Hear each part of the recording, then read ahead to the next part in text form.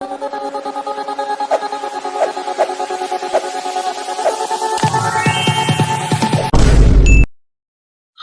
Hello நான் உங்க PK வந்தாச்சு.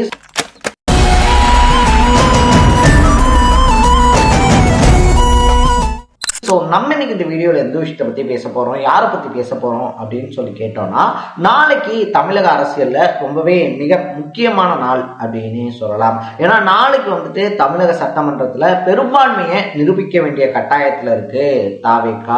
என்னதான் மே 4 அன்னைக்கு வந்துட்டு பார்த்தோம் அப்படின்னா தாவேகா இருக்கு இல்லையா, தாவேகா எதிர்பார்த்ததை விட அதிக அளவிலான ஓட்டுகள், அதை தாண்டி அமைச்சர்களே தோற்கடிச்ச வெற்றிகள், முதலமைச்சரையே சொந்த தொகுதியில் வீழ்த்தின வெற்றி அப்படின்னு சொல்லிட்டு உச்சகட்ட கொண்டாட்டத்துல இருந்துச்சு தாவேகா.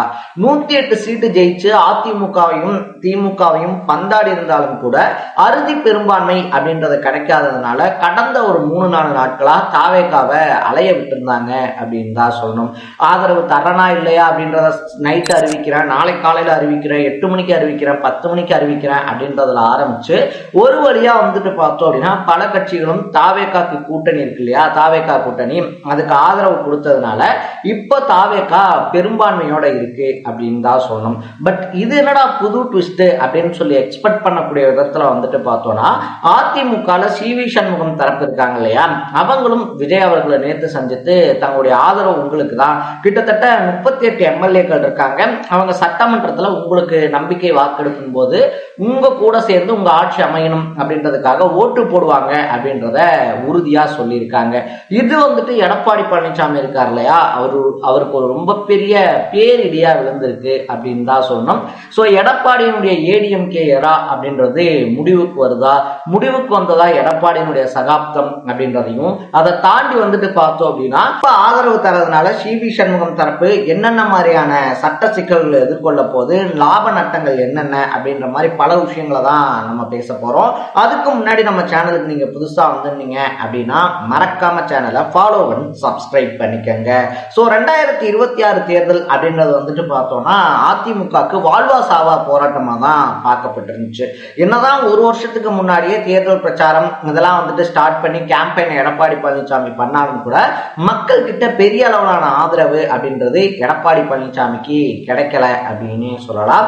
சோ 2026 நம்ம எப்படியும் ஜெயிச்சிருவோம் அப்படின்ற எடப்பாடியினுடைய உறுதியை முடிவுகள் ஆட்டி பார்த்திருக்கு அப்படின்னு தான் சொல்லணும். இதுக்கு ரொம்ப முக்கியமான காரணமா சொல்லப்பட்டது, எடப்பாடி வந்துட்டு நான் தான் தலைமை, நான் எடுக்கிறது தான் முடிவு அப்படின்னு சொல்லிட்டு தன்னிச்சையா எடுத்த பல முடிவுகள் தான் கட்சி இவ்வளவு வீக் ஆகிறதுக்கும் தொடர்ந்து தோல்விகளை சந்திக்கிறதுக்கும் காரணம் அப்படின்னு சொல்லிட்டு செங்கோட்டையன், ஓபிஎஸ் இவங்களை தொடர்ந்து சிவி சண்முகம், எஸ்பி வேலுமணி, விஜயபாஸ்கர் இவங்க எல்லாருமே எடப்பாடி பழனிசாமிக்கு எதிராக போர்க்கொடியை தூக்கி இருந்தாங்க. என்னதான் மக்களுடைய வாக்கு வந்துட்டு தாவேகாக்கு அதிகமா விழுந்திருந்தாலும் கூட திரைமறைவுல வந்துட்டு திமுக ஆதரவோட ஆட்சி அமைக்கலாமா அப்படின்னு சொல்லிட்டு அதிமுக நடத்தின ஆலோசனை அவங்களை இன்னும் உச்சகட்ட கடுப்புக்கு உள்ளாக்கி இருந்துச்சு அப்படின்னே சொல்லலாம்.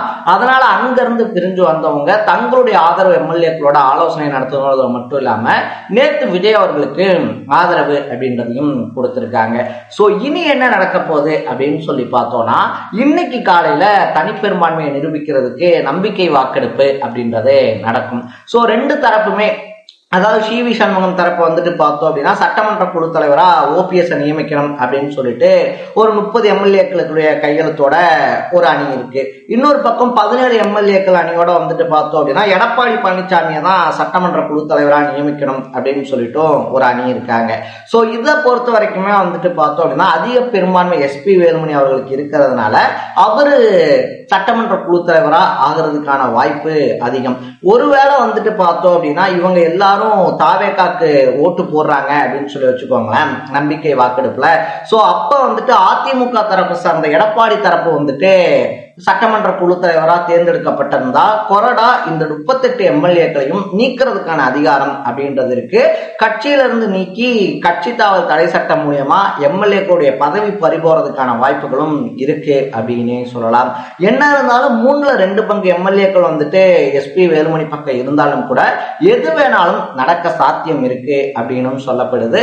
ஒருவேளை அப்படி வந்துட்டு பிஜேபியினுடைய ஆதரவு இருக்கு இல்லையா, அது வந்துட்டு எடப்பாடி பழனிசாமிக்கு இருக்கக்கூடிய பட்சத்துல இந்த 38-40 எம்எல்ஏக்களும் தகுதி நீக்கம் செய்யப்பட்டாங்க அப்படின்னா மறுபடியும் இடைத்தேர்தலில் விசில் சின்னத்துல போட்டிடுறதுக்கும் ஓகே சொல்லிட்டாங்க அப்படின்னு சொல்றாங்க.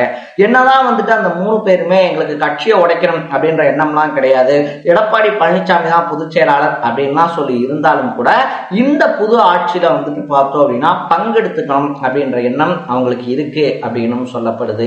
ஆல்ரெடியே தாவேகா சைட்ல வந்துட்டு ஆட்சியிலையும் அதிகாரத்திலையும் பங்கு தரேன் அப்படின்னு சொல்லிட்டு ஓப்பனாவே ஸ்டேட்மெண்ட் கொடுத்திருந்ததுனால இப்ப இவங்க 38 எம்எல்ஏக்களோட வந்து ஆதரவு அப்படின்றது கொடுக்கும் பட்சத்துல 4 கேபினெட் அமைச்சர்கள் பதவி தர்றேன் அப்படின்னு சொல்லிட்டும் ஒரு ஒப்பந்தம் போடப்பட்டிருக்கு அப்படின்னு சொல்றாங்க. சரி, ஓகே, ஆல்ரெடி தான் தாவேகா கிட்ட பெரும்பான்மை இருக்கு, இப்ப ஏன் இவங்களை வந்துட்டு உள்ள சேர்க்கணும்?